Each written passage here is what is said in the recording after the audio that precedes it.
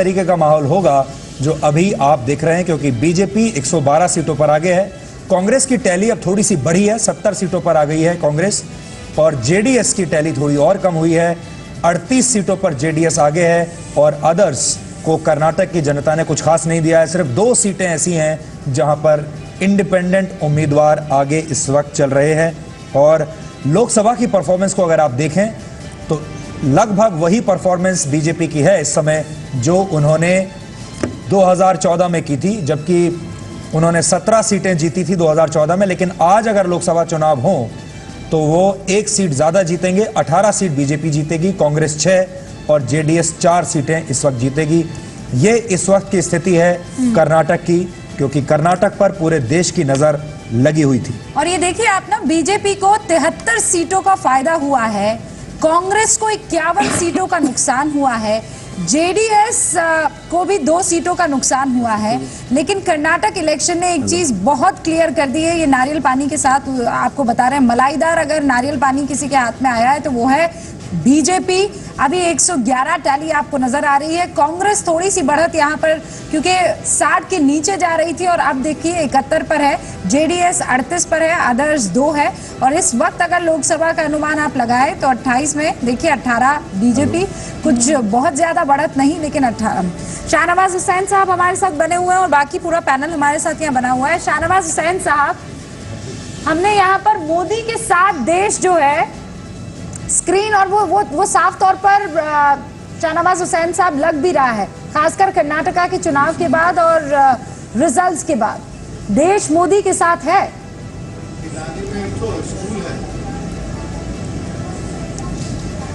थोड़ा डिलेड है आवाज।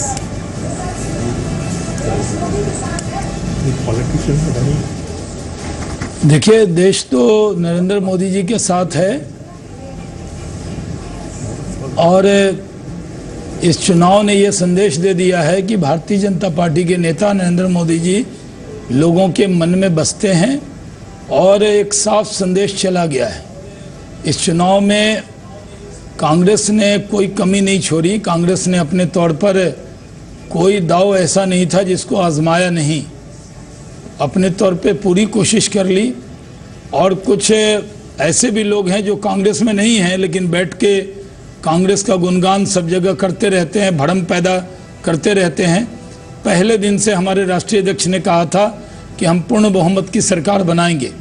हम 130 हमने बोला, ठीक है, अभी 130 के नज़दीक नहीं है, फाइनल रिजल्ट आ जाए, लेकिन हमें पहले दिन से मालूम है कि हम जीतने वाले हैं। तो अब देश में कोई भी इकट्ठे हो जाए, नरेंद्र मोदी जी की मकबूलियत, लोकप्रियता बढ़ती जा रही है और देश उनको फिर से प्रधानमंत्री के तौर पर देख रहा है। जी, तो मैं मानता हूं कि हमारे जो विरोधी हैं उनको सोचना चाहिए कि एक प्रधानमंत्री के खिलाफ इस तरह की जो टिप्पणी करते हैं वो लोग, जिस तरह से प्रधानमंत्री को अपमानित करते हैं, जिस तरह से उनके बारे में तरह तरह की बातें वो कहते हैं, उसका जवाब जनता देती है। दूसरा, जब नोटबंदी हुई तो कहा गया कि अब बीजेपी नहीं आएगी, जब जीएसटी आया तब कहा गया बीजेपी नहीं आएगी।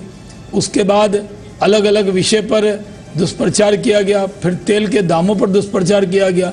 लेकिन देश की जनता को मालूम है कि नरेंद्र मोदी जी की नीयत अच्छी, अच्छे नीयत से किया हुआ काम जनता पसंद करती है। जी जी। और प्रधानमंत्री का डायरेक्ट कांटेक्ट बहुत है, उनके ट्विटर पर, उनके नमो ऐप पर, उनके फेसबुक पर जो जानकारी हमारे विरोधी पहुंचाते हैं उससे ज़्यादा जानकारी पॉजिटिव न्यूज़ की वो उन तक पहुंच जाती है। शाहनवाज, यही वजह है कि बहुत बड़ा जो स्थिति है, मीडिया हाउस बहुत बड़ा घराना का जो लगा रहता है दुष्प्रचार करने के लिए कि बीजेपी का भविष्य उतना ही उज्जवल और कड़क इस समय दिख रहा है जितनी आपकी ये जैकेट है। कैसे अपमानित किया जाए, लेकिन लोकतंत्र आपको लगता है कि अभी जल्दी चुनाव करा लेना चाहिए? लोग जिसके साथ है उसके साथ देश की जनता है। तो नरेंद्र मोदी जी की मकबूलियत, लोकप्रियता, नेतृत्व, हमारे राष्ट्रीय अध्यक्ष अमित शाह जी की मेहनत, वो जब चुनाव में जाते सुधीर जी, वो पार्टी का जो बूथ वर्कर जितने मेहनत करता है पूरा करके ही जाएंगे, वर्कर बनकर काम करते हैं। चुनाव में जब जाते हैं तो चुनाव खत्म होने के बाद लौटते हैं। जी शाहनवाज जी, अब हम आपके पास तब आएंगे जब हम सवाल पूछ पाएंगे, कुछ आप तक हमारी आवाज जा पाएगी। अभी ये मोनोलॉग है, वन वे ट्रैफिक चल रहा है अभी, तो हम थोड़ी देर के बाद आपके पास आते हैं और निनाद के पास जाते हैं। आप इस वक्त 2019 की तस्वीर आपको कैसी दिखती है? देखिए, 4 चीजें स्पष्ट रूप से निकली हैं इस इलेक्शन में। पहली चीज निकली है कि प्राइम मिनिस्टर नरेंद्र मोदी का जो प्रेसिडेंशियल स्टाइल है वो दूसरी बार काम आया। गुजरात में आया, लास्ट ओवर जिसे कहते हैं, यहाँ पे आया। प्राइम मिनिस्टर नरेंद्र मोदी के सामने किसी को व्यक्तित्व को उभरना पड़ेगा अगर चैलेंज देनी है। एक प्रेसिडेंशियल स्टाइल की तरफ 2019 लग रहा है। दूसरी बात जो आपने थोड़ी देर पहले मार्केट्स की बात की थी, पॉलिटिकल स्टेबिलिटी पे वोटर प्रीमियम डाल रहा है। पॉलिटिकल स्टेबिलिटी का मायने क्यों इतना बड़ा है? क्योंकि पॉलिटिकल स्टेबिलिटी से काफ़ी चीज़ें होती है छोटी मोटी। हम बड़ी बड़ी चीज़ों पे फोकस करते हैं, नोटबंदी ये वो। 28 साल बाद मेजोरिटी आई है। 28 साल बाद मेजोरिटी आने का मतलब ये होता है कि किसी के का बंधक नहीं है पॉलिसी खुल के की जा सकती है, रिस्क लिए जा सकते हैं, किसी के कोई बंदूक नहीं है आपके सिर के ऊपर। तो 2019 में भी पॉलिटिकल स्टेबिलिटी के प्लेटफॉर्म पे इलेक्शन लड़ा जाएगा। थर्ड, मैं ये कहना अभी शायद प्रीमेच्योर होगा, पर बार बार ऐसा लग रहा है कि मोदी को अगर आप टारगेट करते हैं तो it is working against your interest. You have to target an issue, not an individual. It is not working, उसके अब वो आपके अगेंस्ट जा रहा है। और फाइनली मैं ये कहूंगा कि एक कांग्रेस सिस्टम जो रजनी कोठारी की फेमस प्रोफेसर रजनी कोठारी की फेमस थीसिस थी कि कांग्रेस सिस्टम है इंडिया में, कांग्रेस को जिंदा निकल रहे हैं। पार्टी नहीं, कांग्रेस एक सोच है। कांग्रेस सोच को निगला जा रहा है। It's being eaten alive by Modi. Look, there is no way to run. 3 छोटे स्टेट बच गए हैं और कांग्रेस की बिना, विडंबना यह है कि कांग्रेस के बिना एंटी मोदी कोएलिशन भी नहीं बन सकता, क्योंकि कांग्रेस एक रियलिटी है। इसमें 2 बात मैं जोड़ देता हूँ। देखिए, ये पार्टियां बार बार अपना पोजीशन तो चेंज करती है, लेकिन इनका स्वरूप एक anti Hindu face, anti Hindu character ये रियलाइज हो रहा है जमीन पर, और ये दिखाई पड़ रहा है कि राहुल गांधी मठ जा रहे हैं, मंदिर जा रहे हैं, लेकिन वास्तव में कांग्रेस की जो नीतियां हैं, जो कार्यक्रम है, वो एंटी हिंदू हैं। दूसरी जो महत्वपूर्ण बात है कि भारतीय जनता पार्टी की सरकार जो अंतर्राष्ट्रीय मंच पर भारत को एक छवि दी है प्रधानमंत्री ने। देखिए, जनता बहुत कनेक्टेड हो गई है, एक कम्युनिकेशन युग है। और वो कह रहे थे कि वो तो नेपाल से भी चुनाव प्रचार कर रहे थे प्रधानमंत्री। देखिए, ये उनकी वोटिंग हो रही थी, उनकी खासियत नेपाल से भी चुनाव प्रचार कर रहे हैं। सुधीर जी, उनकी खासियत क्या है? खासियत ये है कि ग्लोबल और लोकल को जोड़ते हैं नरेंद्र मोदी अपने भाषण में। अगर न्यूयॉर्क में भी बोलेंगे तो यहाँ लोकल आदमी जुड़ेगा, और यहाँ भी बोलेंगे तो न्यूयॉर्क का आदमी जुड़ेगा। अगर उनकी भाषा समझेगा तो जुड़ेगा। ये लोकल ग्लोबल जोड़ने की जो उनकी एक खास वैशिष्ट है, इसको ये स्वीकार नहीं कर पा रहे। और कुछ लोगों के दिमाग में ये बैठा हुआ कि बीजेपी को तो हारना ही है, बीजेपी की जैसी सोच की पार्टी भारत में राज नहीं कर सकती है, इसलिए वो बर्दाश्त हजम नहीं कर पाते। अच्छा, आप विपक्ष की बात ही कर रहे हैं। उमर अब्दुल्ला ने, दोस्त हैं राहुल गांधी के, अभी भी ट्वीट आया है। क्या कहते हैं? Please save this tweet for future reference. If I win, it was all my charm and hard work. If I lose, it's all down to those blasted EVMs. तो उमर अब्दुल्ला ने भी ये बात कह दी है, इशारों महत्वपूर्ण बात। ये बहुत बड़ी बात है। ईवीएम का डिबेट खत्म हो रहा है, और ये से ये भी संकेत मिलता है कि राहुल गांधी शायद अब विपक्ष के नेता भी नहीं बन पाएंगे कभी। और आंकड़ों के जरिए हम एक बार आपको दिखाना चाहेंगे कि कांग्रेस पार्टी की इस वक्त देश की राजनीति में क्या स्थिति है और कौन कौन सी पार्टियां ऐसी हैं जो कांग्रेस से आगे निकल चुकी हैं, क्षेत्रीय पार्टियां। ये तो इस वक्त की टैली है जो अभी आप देख रहे हैं, ये कर्नाटक की टैली है। लेकिन अब हम आपको देखिए, सिर्फ 2.5% आबादी ऐसी है जिस पर कांग्रेस का राज है, जिसमें से 2.30% जो है सिर्फ पंजाब अकेले है और सिक्किम है, और जो छोटे छोटे राज्य हैं। कर्नाटक के बाद कांग्रेस के पास सिर्फ 3 राज्य बचे हैं और 2.5% आबादी पर कांग्रेस का शासन है। पंजाब, पुडुचेरी, मिजोरम पर कांग्रेस का इस वक्त शासन है। मिजोरम को चुनाव आने वाला है। अभी भी नेशनल पार्टी रही कि नहीं और रही? अब जो सवाल है वो यही है कि क्या कांग्रेस पार्टी को अब नेशनल पार्टी कहा जा सकता है जब सिर्फ 2.5% आबादी पर कांग्रेस का शासन हो? ये एक सबसे बड़ा सवाल है। अब देखिए कौन कौन सी पार्टियां, क्षेत्रीय दल कांग्रेस से आगे हैं। ये देखिए, CPM, TDP, TRS, BJD, AIADMK और टीएमसी का 2.5% से ज्यादा आबादी पर शासन है। और अब एक अच्छी बात और बड़ी बात यह है कि देश की रक्षा मंत्री निर्मला सीतारमण जी इस वक्त हमारे साथ मौजूद है और थोड़ी देर में, कुछ ही सेकंड के बाद हम उनसे बात कर पाएंगे। नहीं, वो सुन पा रही हैं। निर्मला जी, अगर आप हमें सुन पा रही हैं तो कर्नाटक का ऐतिहासिक एक वर्डिक्ट आया है आज आपके लिए, और तो मेरा पहला ही सवाल यह है कि आउटसाइड कर्नाटका लोग इसको नरेंद्र मोदी के ऊपर रेफरेंडम के तौर पर देख रहे थे। अब आपको 2019 में इस रेफरेंडम का फायदा मिलेगा? आप जी, चुनाव में ये सब होता रहता है निर्मला जी, चुनाव में कोई बात नहीं। ठीक है जी, ठीक है। नहीं, एक विषय तो हम स्पष्ट समझ में लेना चाहिए कि इस चुनाव में प्रधानमंत्री जी कैंपेन के एक स्पष्टता ले आए। मुद्दा ये है कि डेवलपमेंट हमारी एक ही मुद्दा है। विकास के द्वारा ही जनता को हर स्तर पर जितनी भी जनता है उनके लिए बेहतरी हो पाएगा। विकास ही हमारा मुद्दा था और पॉजिटिव रास्ते में चलते हुए विकास के विषय ही बोलते रहे। और इसके साथ जोड़िए अध्यक्ष जी का कड़ी मेहनत, 57,000 किलोमीटर्स ये कैंपेन के द्वारा अध्यक्ष जी ने कवर किया है। ज्यादातर कॉन्स्टिट्यूएंसी में पहुंचे और जनता से उधर बात सीधा उनके भाषा में ही किए, और उसके वजह से मोदी जी का मैसेज, राष्ट्रीय अध्यक्ष जी का मैसेज, और एक जगह से नहीं हर जगह जाकर के मैसेज देना, और हमारे एक्सपीरियंस नेता येडियुरप्पा जी का प्रोजेक्शन सीएम के नाते, और वो भी एकदम। हमारा संपर्क टूट गया निर्मला जी से। जुड़ गई जी, ठीक है, लाइन कट गई शायद। नहीं, जी आप निर्मला जी, हम लाइव आपको हैं, सुन पा रहे हैं। सुन पा रहे हैं फिर? जी, जी। हाँ, ठीक है जी। निर्मला जी, एक और इस पूरे चुनाव कैंपेन के दौरान हमें सबसे ज्यादा जो शब्द सुनने को मिला वो था दलित। दलितों के ऊपर बहुत राजनीति हुई, उसके बाद लिंगायत ये कार्ड खेला गया, उस पर राजनीति हुई, उसके बाद भ्रष्टाचार, और उसके बाद personal attack on prime minister Modi. ये 4 चीजें थी और राहुल जी ने खुद डिक्लेयर कर दिया कि वो प्रधानमंत्री बनने के लिए तैयार हैं। तो how did you counter, BJP ने ये सारी चीजों को कैसे काउंटर किया? क्योंकि जो पॉलिटिक्स के जो स्टूडेंट्स हैं, जो समझना चाहते हैं, वो भी ये जानना चाहेंगे कि how could you counter all these allegations, और ये सब सोशल मीडिया पर, इंग्लिश प्रेस में ट्रेंड कर रहा था।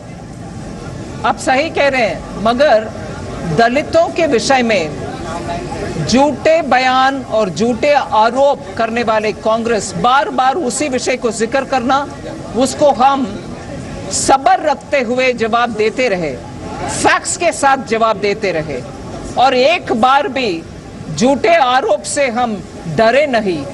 और बार बार चरित्र में, हिस्ट्री में जो अंबेडकर जी का कांग्रेस से अवमानना जो हुआ, उससे लेकर के आज तक हर एक झूठे बयान दलितों के विषय में, फेक न्यूज जो दलितों के विषय में कांग्रेस प्रचार कर रहे थे, और उसमें कांग्रेस के अध्यक्ष खुद उनके ट्विटर हैंडल के द्वारा गलत फेक न्यूज को आगे प्रोपेगेट करने में वो भी पीछे नहीं रहे।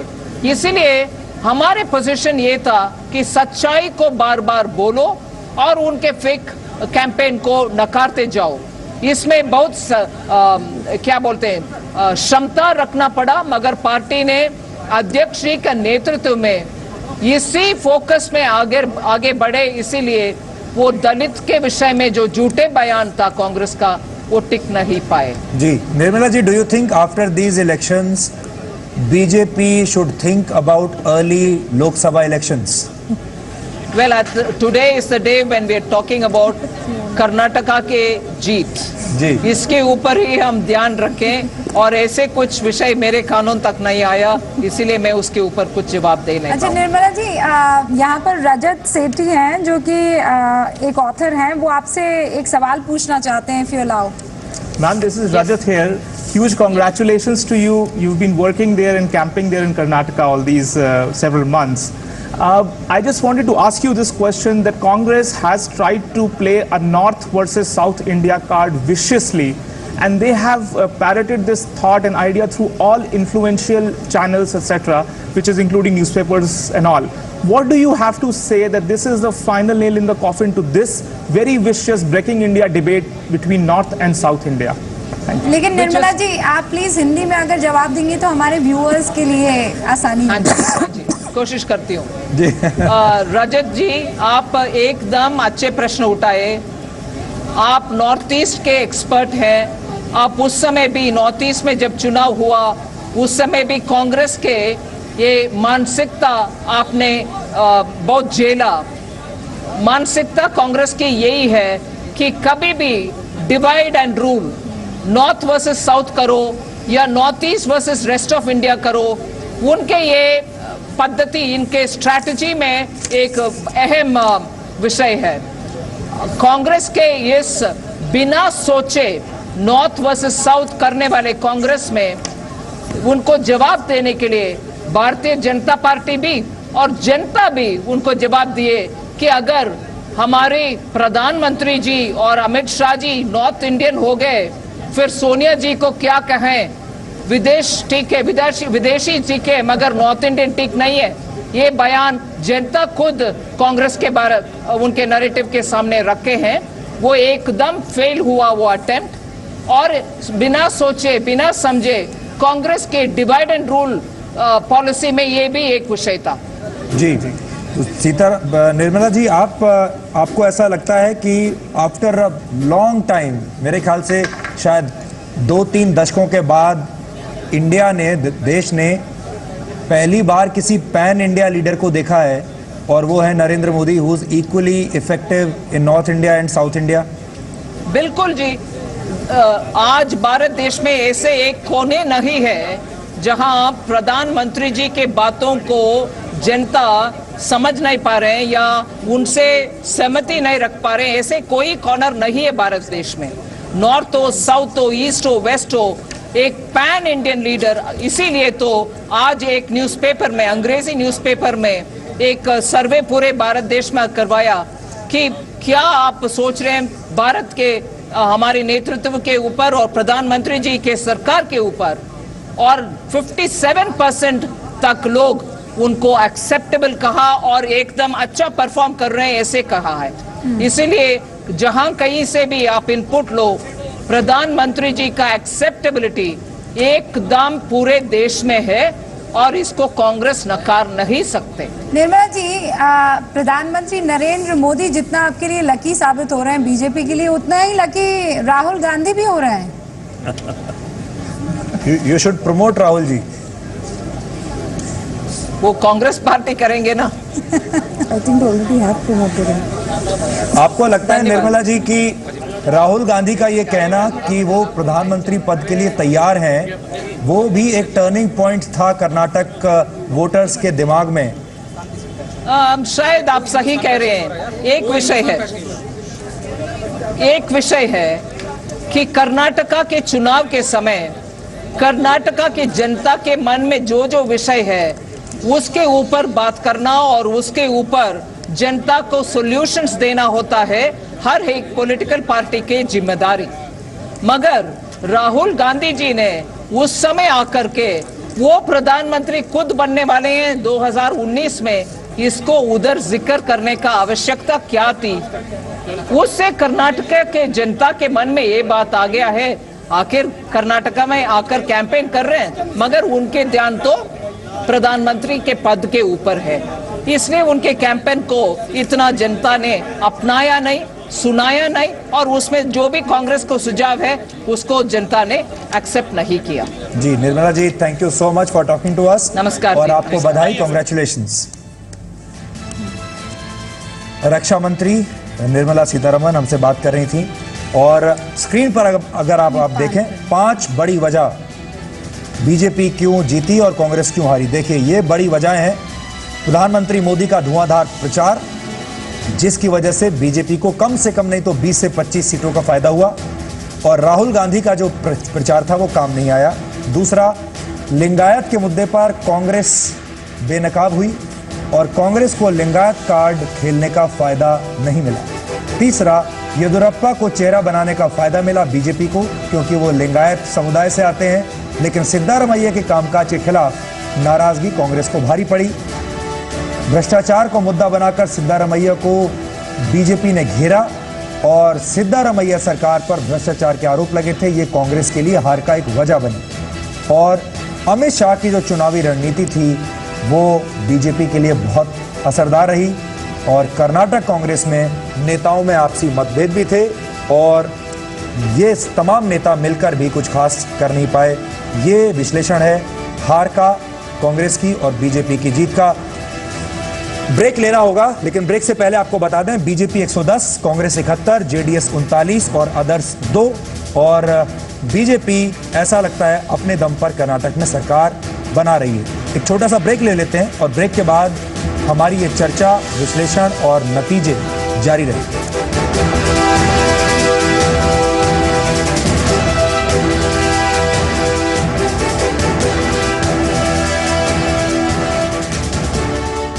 Jazzy, cool,